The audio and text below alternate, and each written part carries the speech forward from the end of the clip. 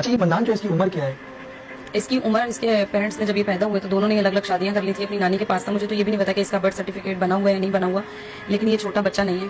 یہ تو پولیس نے جب انویسٹیگیشن کر رہے تھے اس کو ننگا کیا تھا نا, ننگا کر کے مارا تھا. میرے سامنے تو نہیں کیا, لیکن انہوں نے یہی کہا ہے کہ یہ ظاہر میں ماں تھی, میں تڑپ رہی تھی. میں نے اس سے پوچھا, اس کو نوچا, میں نے کہا مجھے بتاؤ کہ تم نے اتنی حیوانیت کیسے دکھائی, وہ تمہیں بھیا بولتی تھی. تو پولیس والے نے کہا, میں نے کہا تم اکیلے اتنی حیوانیت کیسے کر سکتے ہو. تو اس نے آگے سے یہی پولیس والے نے مجھے کہا کہ یہ آپ کو نہیں پتا کہ یہ کیا ہے اندر سے, ہمیں پتا ہے پورا آدمی ہے, وہ صرف ہائٹ میں چھوٹا ہے بس. اچھا، فوراً سے اس نے ایکسیپٹ کر لیا تھا منان نے کہ میں غلطی کیا ہوں, میں درندگی کا نشانہ. پہلے اس نے مینیپولیٹ, سب سے پہلا تو اس کا بیان یہ تھا کہ ایزل ہے کون. اچھا ٹھیک ہے. اس نے پہلے بہت پاگل بننے کی بھی ایکٹنگ کی ہے, پھر اس نے بہت مینیپولیٹ بھی کی ہے. آپ کے سامنے یہ ڈرامہ ہو رہا تھا؟ یہ ڈرامہ تو ہوتا رہا, لیکن پھر جب میں گئی ہوں میں نے ریکویسٹ کیا کہ اس کو میرے سامنے لاؤ, کیونکہ وہ مجھے آپ ہی کہتا ہوتا تھا اور وہ مجھے دیکھ کر اس کو تھوڑی وہ ہوتی کہ کوئی میرا آیا جو مجھے بچا لے یہاں سے. اور میں نے اس کو یہی یقین دلایا تھا, میں نے کہا میں تمہیں یہاں سے لے جاؤں, مجھے بتاؤ کیا کیا تم نے, میں تمہیں معاف کر دوں گی. پھر اس نے ساری اسٹوری بتائی کہ اس نے کہاں لے کے جا کے کیا, کیسے کیا, کس طریقے سے کیا, سب بتایا اس نے.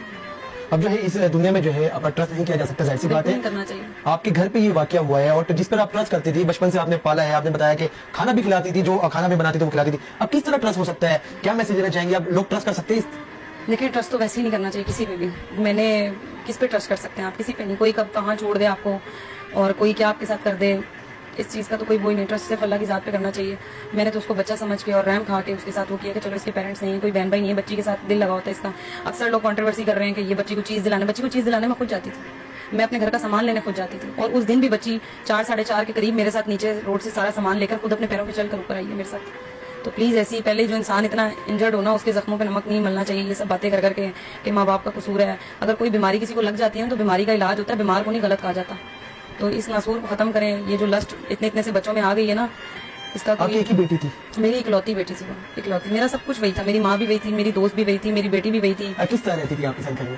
وہ میرے ساتھ ایسے رہتی تھی کہ بس میں کیسے بتاؤں, اگر میں روؤں تو فوراً میری گال پہ میرے آنسو صاف کر دیتی تھی. مجھے جب وہ تھی تو مجھے کوئی دکھ لگتا ہی نہیں تھا. میرے ہسبینڈ نے چھوڑ دیا, میری امی کا انتقال ہو گیا, میری بہنیں دور, ایک بڑی بہن ہے میری, وہ پنجاب میں رہتی تھی. تو میں جب بھی اداس ہوتی تھی کچھ, وہ مجھے مصروف رکھتی تھی. اب مجھے لگتا ہے میرے پاس کچھ ہے ہی نہیں ہے کرنے کو. ایزل کی یاد آتی ہے, 9 دن گزر گئے. میں تو لفظوں میں نہیں بتا سکتی کیسے آتی ہے مجھے یاد. میں رات میں اکثر نیند میں اٹھ کے فلٹر بنانے لگ جاتی ہوں. کیا پیغام دینا چاہیں گے لاسٹ میں؟ ابھی پروٹیسٹ بھی کرنے جا رہی ہے اور اپنی بچی کو جو ہے انصاف دلا پائیں گے انشاءاللہ, کوشش ہے پوری. پروٹیسٹ کے حوالے سے کیا پیغام دینا چاہیں گے؟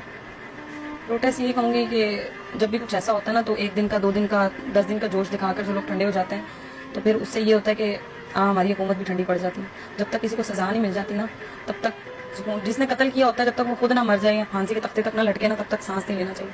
اور میرے ساتھ ابھی میڈیا ہے یا سب لوگ ہیں یا کچھ